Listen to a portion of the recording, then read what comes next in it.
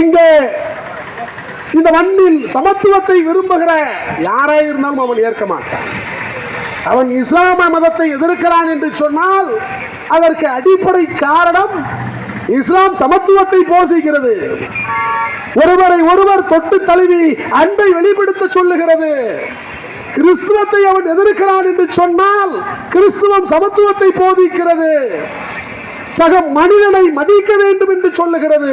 இது அவனுக்கு பிடிக்காது, ஆர்எஸ்எஸ் காரனுக்கு பிடிக்காது.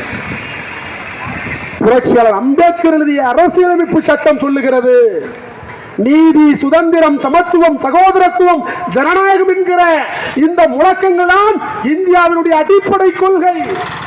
இந்த நாடு மதசார்பற்ற நாடு என்று சொல்லுகிறது. புரட்சியாளர் அம்பேத்கர் எழுதிய அரசியலமைப்பு சட்டம் சொல்லுது இந்த நாடு மதசார்பற்ற நாடு. ஏனென்று சொன்னால் இந்த நாட்டில் பல்வேறு மொழிகளை பேசக்கூடிய தேசிய இன மக்கள் இருக்கிறார்கள். அவர்களுடைய ஒருங்கிணைப்பில் தான் இந்த நாடு ஒரு நாடாக இயங்குகிறது.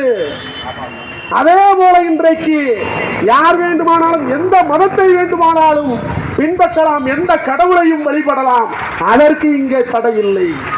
ஆனால் ஆர்எஸ்எஸ் திட்டம் என்ன? இங்கே பார்ப்பனர்களின் வேத மதம் மட்டும்தான் இங்கே இருக்க வேண்டும். பார்ப்பனர்கள் உருவாக்கி இருக்கிற அந்த 4 வகை வேத மதங்கள் தான் இந்த நாட்டை ஆள வேண்டும். அதற்கு தடையாக இருப்பது அம்பேத்கர் எழுதிய அரசியலமைப்பு சட்டம். இப்படிதான் அவர்கள் 100 ஆண்டுகளாய் ஆர்எஸ்எஸ் இயக்கம் திட்டமிட்டு வேலை செய்து வருகிறது. அப்படிப்பட்ட சூழலில் ஆர்எஸ்எஸ் இயக்கம் 100ஆண்டு விழாவை கொண்டாடுகிறது. கடந்த 1925ஆம் ஆண்டு தொடங்கப்பட்ட ஆர்எஸ்எஸ் இயக்கம் அது ஒரு மிகப்பெரிய பயங்கரவாத இயக்கம், காந்தியை படுகொலை செய்த இயக்கம், 3 முறை இந்த நாட்டில் தடை செய்யப்பட்ட இயக்கம். அப்படிப்பட்ட அந்த பயங்கரவாத இயக்கத்தை சார்ந்தவர்கள் தான் இந்த நாட்டை ஆளுகிற மோடியை உருவாக்கினார்கள். இன்றைக்கு இந்த நாட்டில் எந்த மக்கள் என்ன சாப்பிட வேண்டும், என்ன உடை உடுக்க வேண்டும் என்றெல்லாம் தீர்மானிக்கிறார்கள் என்று சொன்னால் அவர்கள்தான் இதற்கு அடிப்படை காரணமாக இருக்கிறார்கள்.